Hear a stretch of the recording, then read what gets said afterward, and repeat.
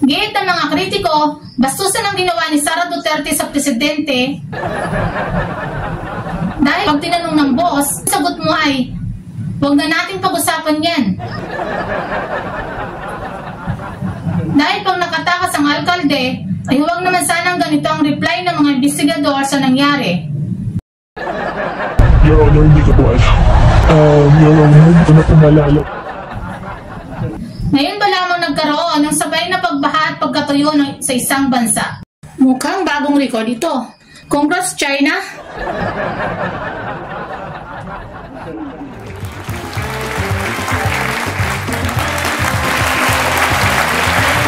Welcome back mga nerds na nandito pa rin kayo sa Nerds Point kasama ang inyong lingkod, Ember the Nerd.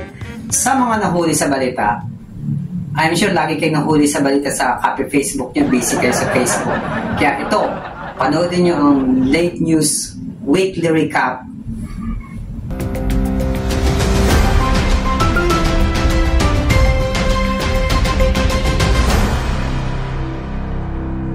Magandang gabi mga kabalitaan. Late ka na naman sa balita, no? Eto, i-update kita sa mga current issues ngayon. Sa international news, ang timog na bahagi ng Guangdong Province ng China ay nakaranas ng malakas na pag-ulan na siya nagdulot ng pagbaha dito. Reaksyon ng mga kritiko ay karma lang ito dahil sa pag-angkin nila sa South China Sea. Ngayon, ang lugar nila ay naging dagat na sa parting south ng China, kaya pwede na nila itong tawaging South China Sea. Ganun pa man, nakikirami ang Pilipinas sa mga nasalanta na nasabing trahedya. Samantala, sa hilagang bahagi naman ng China ay uhaw na uhaw ang mga taga roon. Dahil nga, ang lahat ng ulan ay bumuhos na sa southern part. Ngayon ba lamang nagkaroon ng sabay na pagbaha at pagkatuyo sa isang bansa? Mukhang bagong record ito. Congrats, China! Sa Estados Unidos naman, katatapos lamang ng unang presidential debate sa bansa. Rimasison ng dating presidente na si Donald Trump at ang current president na si Joe Biden. Ayon sa mga analysts, parang replay lamang ito ng kanilang naunang debate noong nakaraang eleksyon. Na kung saan ay parang may ADHD hyper disorder itong si Trump, nakabalik na naman sa antok-antok na si Biden. Sa balitang palakasan naman, handang-handa na ang mga atletang Pinoy para sa Paris 2024 Olympics. Subalit, marami ang nag-criticize sa barong Tagalog na isusuot ng mga atleta sa opening ceremony. Ayon sa mga critics, parang may built-in injuriously ang design to. Komento pa ng iba ay ready na sa anumang injury ang ating mga atleta. At may automatic excuse na kung sakaling kulelat na naman tayo sa mga Olympic Games. Nagpahayag naman si AP Chief General Romeo Bronner Jr. na pirata ang nagiging galawan ng mga Chinese sa West Philippine Sea. Ayon sa AFP, sumampa ang mga Chekwas inflatable boat ng Philippine Navy at kinumpiska ang armas ng mga Pinoy. Nanlaban ng mga marinong Pinoy at hangang-hanga si Bronner sa katapangan pinakita ng ating mga sundalo. Subalit, nakalimutan nilang gamitin ang mga armas na dala nila. Kaya't nagdulot ng pagkakumpiska sa mga ito. Sayang! Galit namang nag-react ang ilang mga mambabata sa galawang ito ng mga Chinese. Ayon kay Representative Ace Barber, dapat rin tayo manghuli sa sino mang pumapasok sa ating teritoryo. Ngunit, paano manghuhuli kung kumpiskado na nga ang mga baril ng ating mga sundalo? Balitang lokal naman, Bamban Mayor Alice Go sinampahan na ng kasong human trafficking. Ayon sa mga investigador, ihahain pa nila ang iba pang patong-patong na kaso sa kasinangkutang illegal pogo. Inihayag kamakailan lang ni Senador Gatchalian na si Mayor Go at ang nagngangalang Go Waping ay isang tao lamang. Tinanggi naman ng alkalde ang paratang ng senador, mukhang nakarecover na siya sa pagkatula at pagka-amnesia. Subalit magkamats ang fingerprint ni Alice Go at Go Waping ayon sa NBI. Pwedeng maging planter si Alice Scott at makatakas ng bansa anumang oras ayon kay Gatchalian.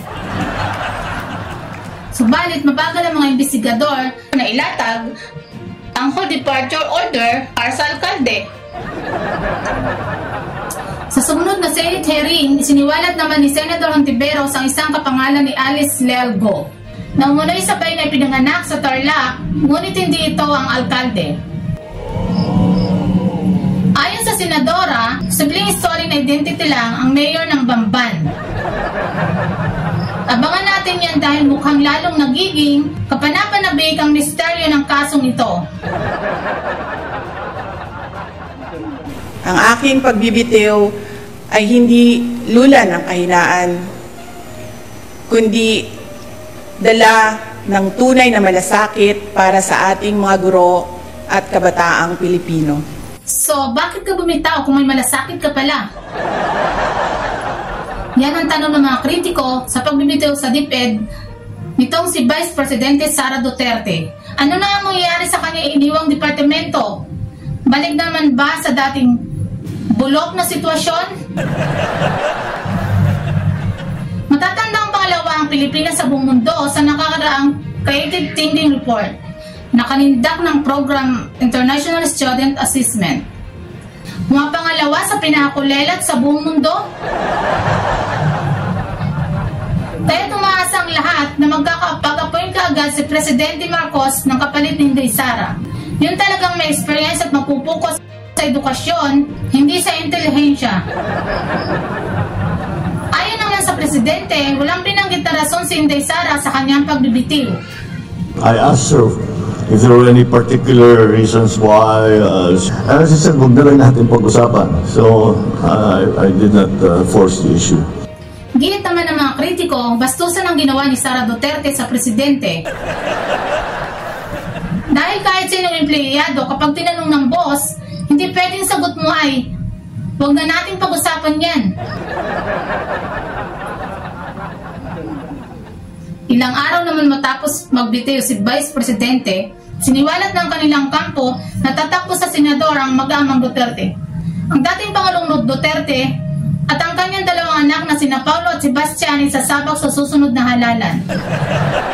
Pag nagkataong nanalo ang mag-ama at kung manalo man sa pagka-presidente si Sara Duterte, ay Duterte Republic na ang bagsak ng Pinas nito. At sa otoritaryang sistema ng mga ito, ay tuluyan na ang magiging province of China ang bansa.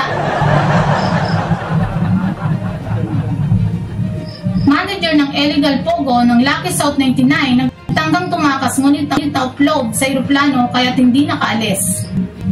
Hopefully, ganyan din si Alice Go na umano'y wala pa rin whole departure order sa ngayon.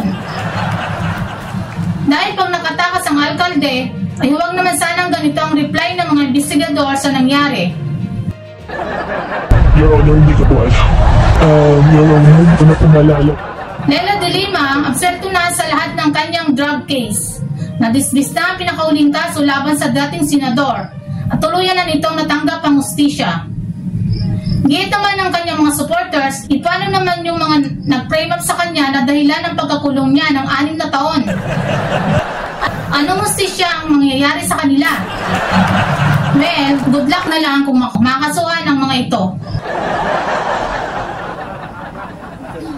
I-update namin kayo dyan sa mga susunod na balita ng Late News.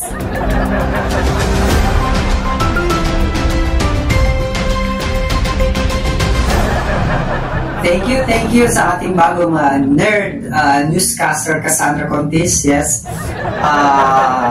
Pagbabalik namin, Beauty and the Nerd. Isa ito sa ating pinagmamalaki at kasama sa UNESCO World Heritage. Yes, protected landscape. Protected area. And speaking of protected landscape, ano masasabi nyo? Ang ganda-ganda ng lugar. And then biglang nakita nyo,